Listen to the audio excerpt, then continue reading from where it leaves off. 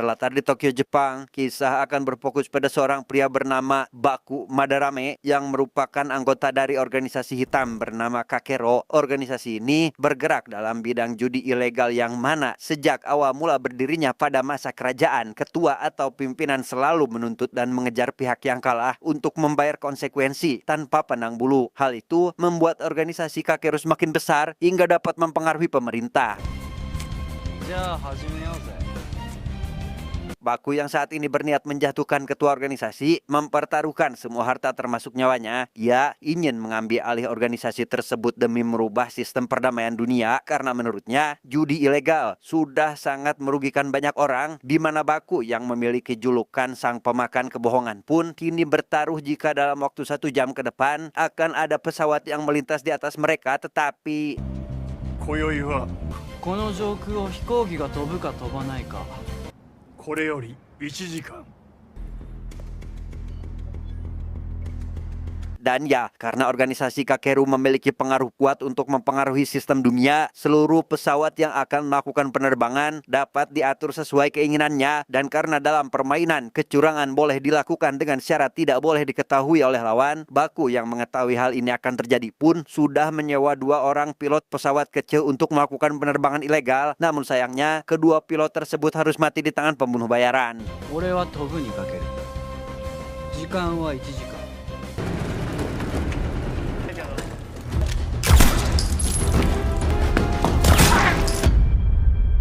1時間が経過 Alhasil, Baku yang kalah dalam taruhan harus menerima konsekuensi jika dirinya akan mati. Namun di luar dugaan, pimpinan organisasi mengambil kebijakan lain dengan membiarkannya tetap hidup, dan sebagai gantinya, ia langsung diusir dari keanggotaan serta akan diasingkan ke sebuah pulau terpencil.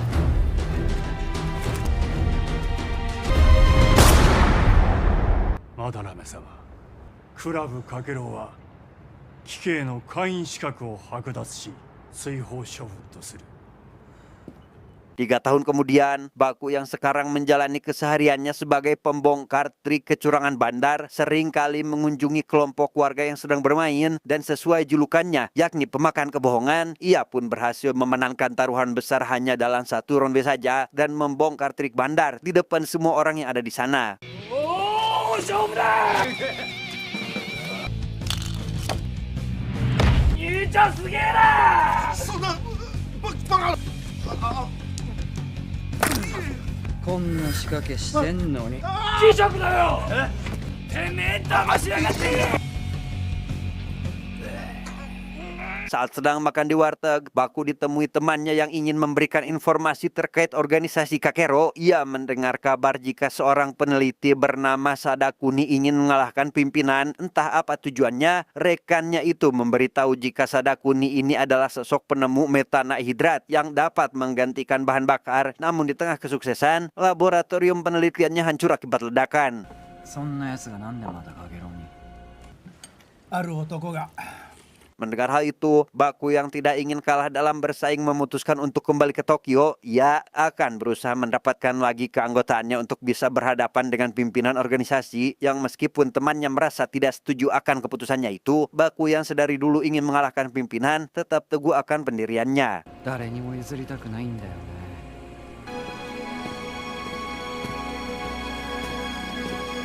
Dan inilah Sadakuni yang meskipun mengalami kebutaan pasca terjadinya ledakan, ia kini telah menjadi salah satu anggota Kakero didampingi wasit permainan bernama Aceng. Ia yang saat ini tengah mendapat tantangan dari seorang menteri keuangan negara berhasil memenangkan setiap ronde permainan 6 kali berturut-turut tanpa mengalami kekalahan sedikit pun. 2000コール貞国様5000連敗だとありえない Tak terima dengan kekalahan, Pak Menteri Keuangan yang sudah boncos pun tetap harus membayar hutang taruhan senilai 34 miliar dalam bentuk mata uang rupiah ya. Ia yang mengaku tidak dapat membayar karena membutuhkan uang untuk pemilu, secara tidak langsung telah melanggar aturan dalam organisasi Kakero, sehingga Aceng selaku wasit harus mengambil langkah tegas untuk menyikapinya dan ではその前に金貨の生産3億円の負けです。この男をたまらすぞ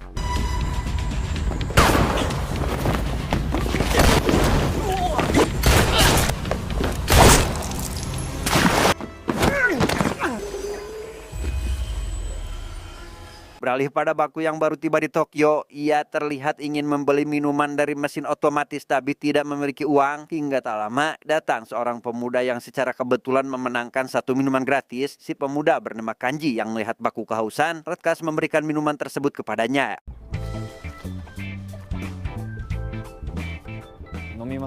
Thank you.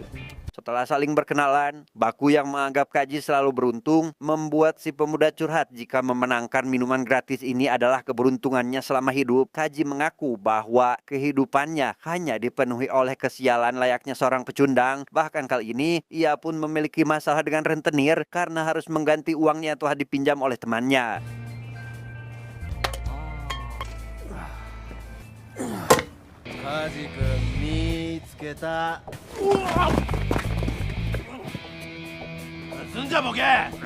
Karena Baku mengancam akan melaporkan masalah ini kepada pengacara, kedua rentenir itu pun memilih pergi karena tidak ingin dibawa ke jalur hukum. Ia juga memberitahu Kaji untuk tidak perlu membayar hutang ilegal karena hukum dari pemerintah sendiri, penyedia jasa pinjaman ilegal tentu tidak memiliki izin operasi dan Kaji hanya perlu membuat laporan jika risih dengan para penagih hutang tersebut.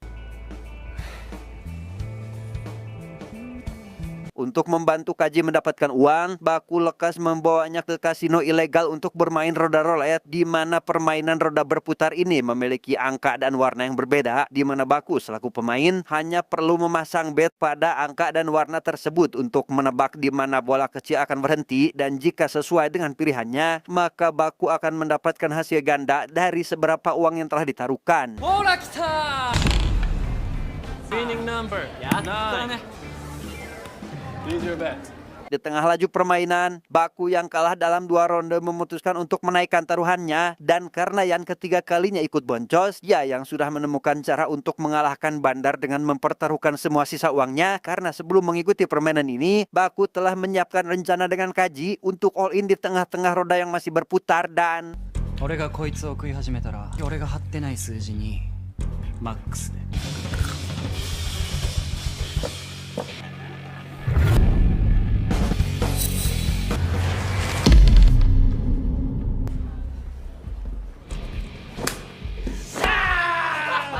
Setelah Baku jackpot 5 juta yen, Ranko selaku pemilik kasino yang mengenal siapa pria itu pun tak heran jika Bandar permainan roulette bisa dikelabui. Ia yang tak terima kasino miliknya mengalami kerugian cukup besar lekas menghadang pria tersebut untuk mengadakan taruhan. Baku hanya perlu menebak jenis kelamin seorang yang akan keluar dari dalam lift, tetapi それを当てるだけ外れたら金は没収降りてきたのは男。ほら、俺の勝ちだ。ふざけんな、女だろ。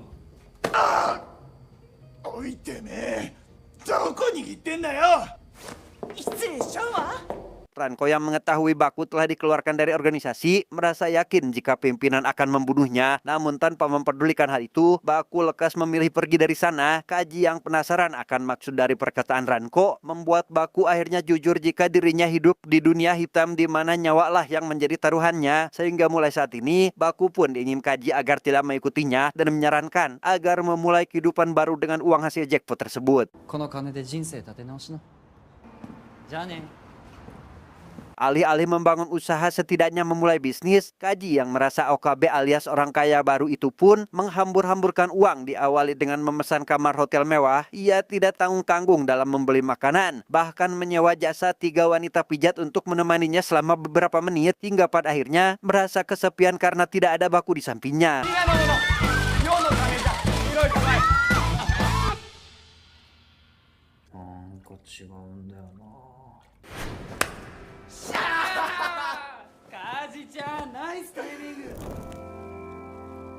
Sementara itu, Ranko yang menemukan Sadakuni ada di tempatnya diketahui akan mendapat untung sekitar 6 miliar lebih. Ia yang sadar jika kedatangan pria itu secara langsung ingin menantangnya, membuat Ranko selaku anggota Kakero merasa tertarik dan lekas turun untuk menghadapinya. Namun saat all-in, ia yang kalah dalam 1 ronde pun tidak terima harus mengalami kerugian besar sehingga 貴様ごときじゃ相手にならんということは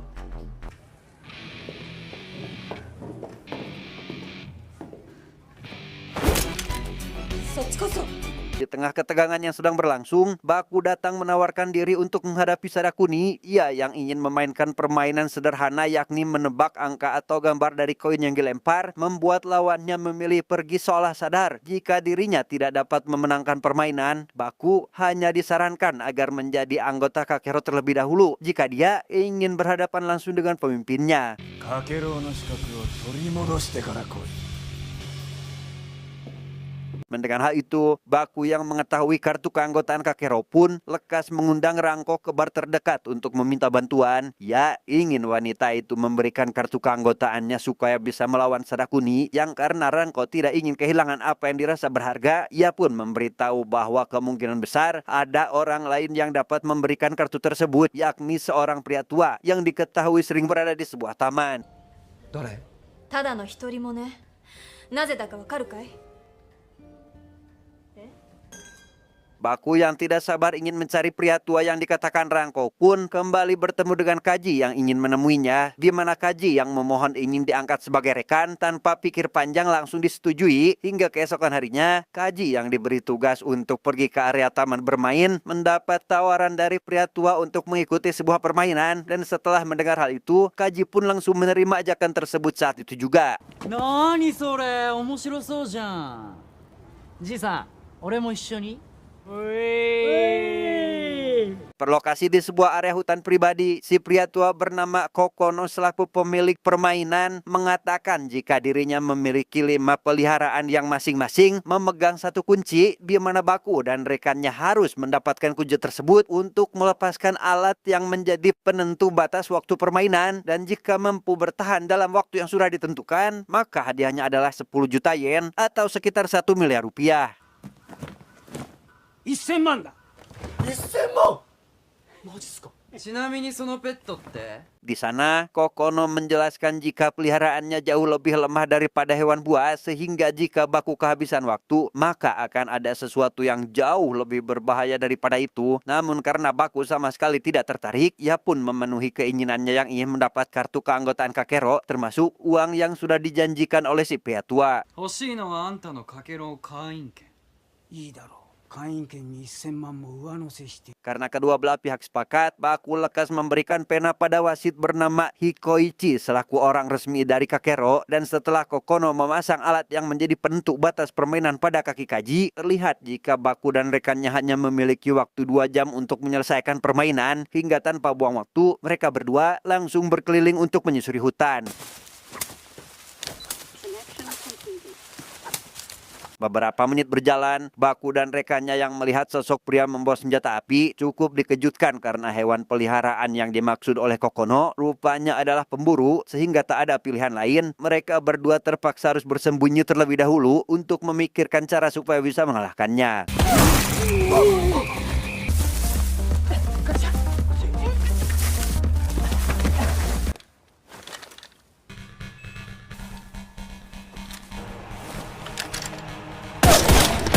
Untuk memulai rencana, Baku lekas memberi tawaran pada si pemburu untuk memberikan kunci secara cuma-cuma. Ia akan memberinya hadiah 10 juta yen untuk dibagi rata dengan keempat rekan pemburu lainnya. Namun karena mendapat penolakan dan Baku sengaja melakukan ini sebagai pengalihan, maka inilah rencana Baku dan Kanji yang sebenarnya.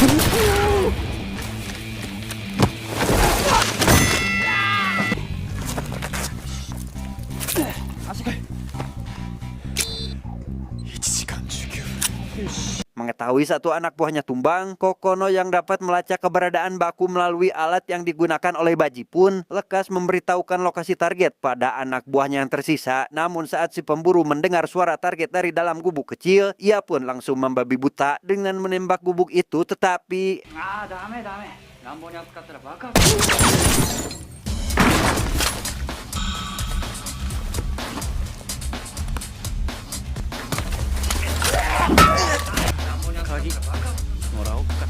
52 menit yang tersisa, Baku dan rekannya yang masih harus berkeliling kini menemukan jebakan berupa kawat tajam yang diikat antara 2 pohon. Yang karena kawat tersebut dirasa akan berguna, mereka lekas mengambilnya untuk membuat sebuah jebakan. Dan tepat saat 2 orang pemburu ada di area itu, Kaji pun segera menampakkan diri untuk memancing keduanya dan...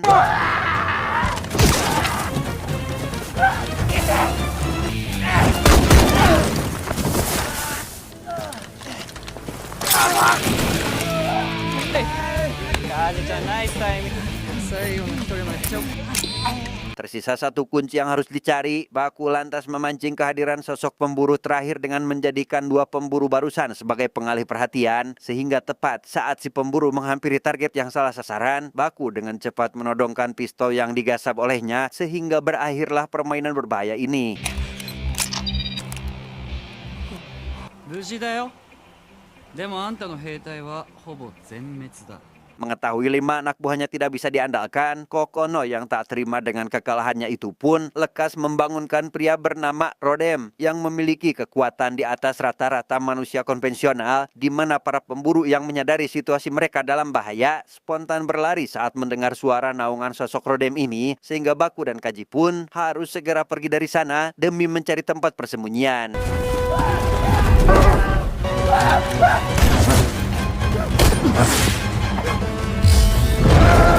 Hikoichi yang penasaran siapa sebenarnya Rodem membuat Kokono langsung bercerita jika sosok tersebut adalah anak kandungnya sendiri yang sengaja dijadikan senjata manusia. Ya, telah berhasil mengubahnya menjadi mahakarya terbaik meski memiliki kekurangan, yakni hanya bangun selama 15 menit setelah diberi doping, sehingga dapat dipastikan jika selama 15 menit itulah Baku dan Kaji harus bertahan dari sosok tersebut.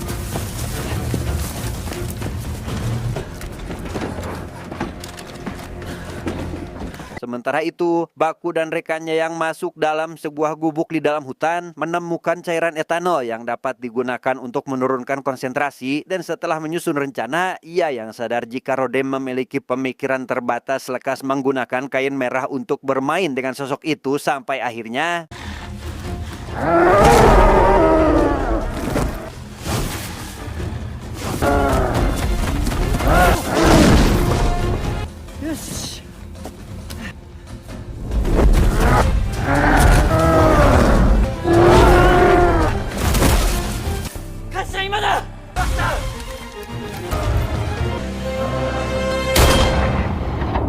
setelah permainan benar-benar berakhir, Kokono yang heran mengapa Baku seolah mengetahui kelemahan Rodem, akhirnya sadar jika pena yang diberikan pada Hikoichi tiada lain adalah alat penyadap suara, di mana Hikoichi yang sebenarnya sudah mengetahui hal ini sejak awal, lekas menjelaskan jika selama kecurangan tidak diketahui oleh lawan, maka hal itu sama sekali tidak melanggar aturan, sehingga Kokono mau tidak mau harus menepati janjinya itu. このゲームで生き残れた者はいない？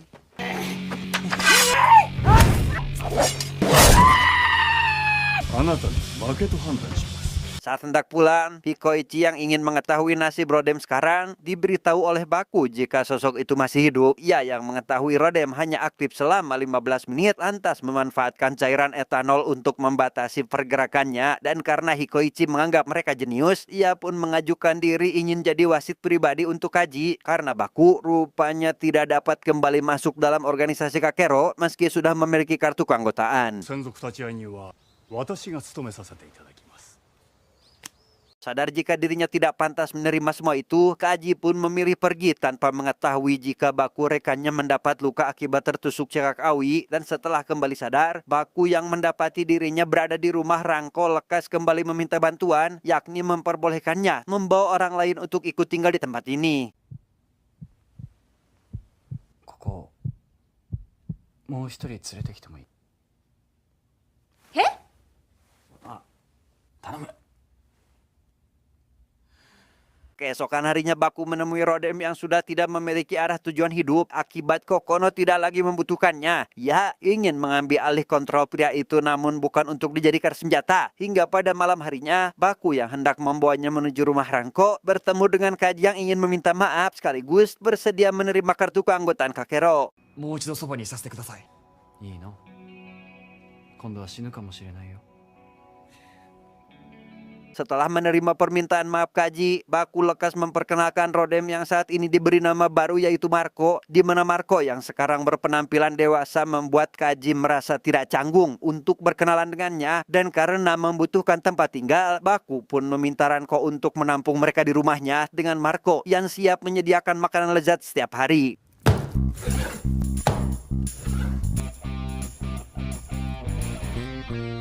美味しいよマルコ。美味しい。明日は熊料理にする。歯なんか食べないよ。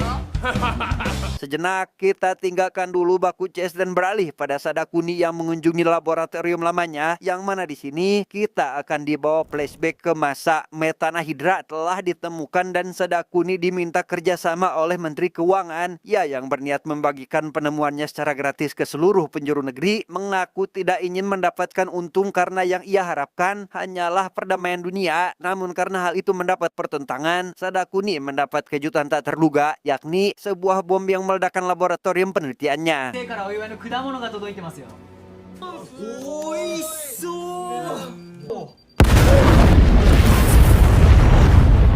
Dampak dari ledakan besar itu, Sadakuni mengalami kebutaan permanen, sedangkan semua rekannya mati terkecuali wanita bernama Yuli. Dan setelah beberapa hari mendapat perawatan, Sadakuni ditemui oleh seorang konsultan yang seketika menjelaskan terkait organisasi Kakero yang mempengaruhi pemerintahan, yang jikalau Sadakuni bisa menguasai organisasi itu, maka ia akan bisa mewujudkan apa yang diinginkannya, termasuk sebuah perdamaian dunia yang sangat dia cita-citakan. 頂点に立てば夢を叶えられるかもしれません。 Sementara itu, para petinggi Kakero yang sedang berunding menemukan lawan Sadakuni berikutnya, membuat Hikoichi lekas mengajukan Koji meski tahu jika dia adalah pendatang baru, karena meskipun mendapat pertentangan dari para petinggi lain, ia yang meyakinkan jika Baku Madarame lah sosok yang ada di samping pemuda itu, membuat pimpinan rapat langsung setuju untuk menyelenggarakannya dan tidak ingin ada satu orang pun yang mengacaukan pertandingan tersebut. そうもないように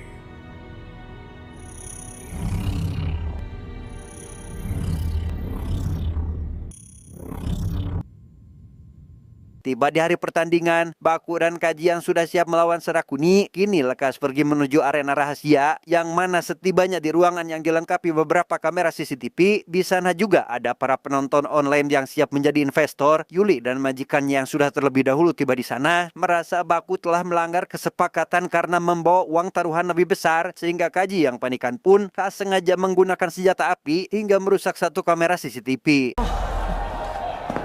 一応激戦はご勘弁我々まで巻き添えになります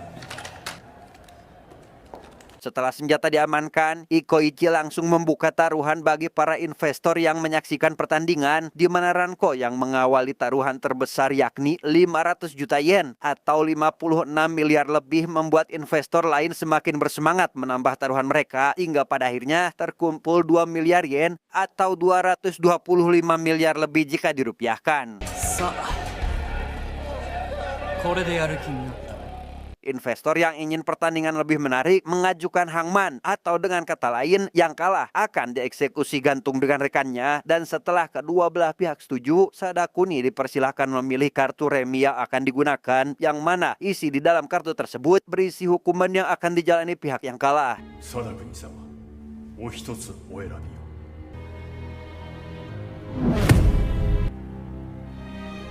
ゲームはハングマンババ抜きに決定しました Karena yang dipilih adalah kartu Old Maid yang berarti kalah jika mengumpulkan 11 angka, Hikoichi selaku wasit pertandingan pun tidak mengizinkan rekan pemain untuk berbagi informasi. Namun karena kecurangan tetap diperbolehkan selama lawan tidak menyadarinya, hal itu tidak akan menjadi masalah bagi Kakero. Dan tanpa buang waktu lagi, permainan itu pun langsung dimulai saat itu juga.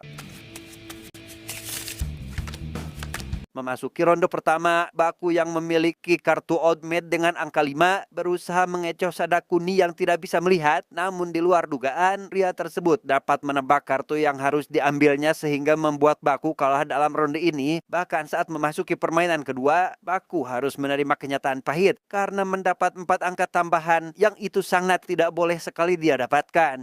5のカードやっぱり5はこれだ。あれ 俺の勝ちだ Memasuki ronde berikutnya, Baku yang percaya diri bisa memenangkan permainan mulai serius untuk memilih kartu yang harus diambil. Namun karena tetap mendapat kekalahan beruntun, ia pun hanya memiliki 1 kali kesempatan jika tidak ingin mati, di mana tiang gantung yang sudah disiapkan semakin membuat Kaji khawatir dengan nasib mereka ke depannya. 悪いカジちゃん嘘が食えね Meski ragu untuk melanjutkan permainan, Baku yang tidak memiliki pilihan lain tetap maju untuk memainkan ronde keempat, di mana pada ronde menegangkan ini, ia pun semakin fokus untuk mencari kelemahan lawannya, dan setelah menjatuhkan 2 kartu yang tersisa, Baku yang seketika menemukan jawaban bagaimana Sadakuni seolah dapat melihat dari arah lain, lekas memberikan pria itu pilihan dengan cara membalikan posisi kartu tersebut dan 上か下どっちか一つだろ。下だ。 dengan fakta jika Baku sudah menemukan rahasia di balik Sadakuni yang tidak bisa melihat, ia kini lebih leluasa dalam menebak kartu termasuk mengecoh pria itu, yang karena untuk kedua kalinya Sadakuni juga kalah dan mendapatkan kartu dengan angka 4 pada pertandingan berikutnya, sudah jelas akan menjadi penentu untuk menentukan siapa orang yang akan mati di area ini sampai akhirnya サダちゃん、取るならこのカードだ。やな。dan ya, karena Sadakuni mendapat kartu dengan angka 5, hal itu menjadi akhir permainan dikarenakan sudah lengkap menjadi 11, di mana pada momen ini Baku pun membocorkan rahasia Sadakuni di mana selama ini rupanya ia mengandalkan kamera CCTV di sekitar untuk melihat berkat sebuah alat canggih yang ditanam pada tubuhnya. その証拠がこれだ。 Tak terima mentornya dipermalukan, Aceng selaku wasit yang ingin tetap mengabdi pada Sadakuni pun berniat menghabisi Baku di tempat itu. Namun karena hal tersebut jelas melanggar aturan organisasi Kakero, Tikoichi pun dengan cepat menanganinya dan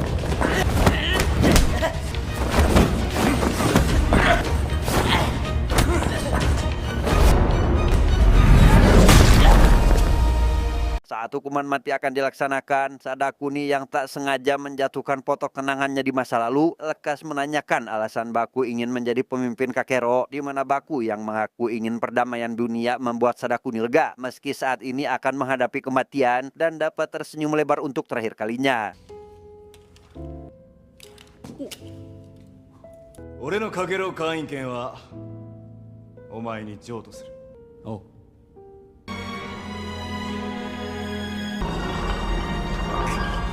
1 tahun kemudian, Baku yang sudah resmi menjadi anggota Kakero kembali mendapat izin untuk menghadapi pimpinan dan berlokasi di arena pertandingan yang sama seperti tahun lalu. Ia pun kini didampingi Ranko bersama kedua rekan lainnya. Namun entah kemenangan atau kematian yang akan didapatkannya sekarang, Baku sang pemakan kebohongan yang tidak ingin kalah untuk yang kedua kalinya pun percaya diri untuk mengikuti permainan ini. あんたの嘘俺が食ってやるよ。 Tamat, endingnya sangat membagongkan.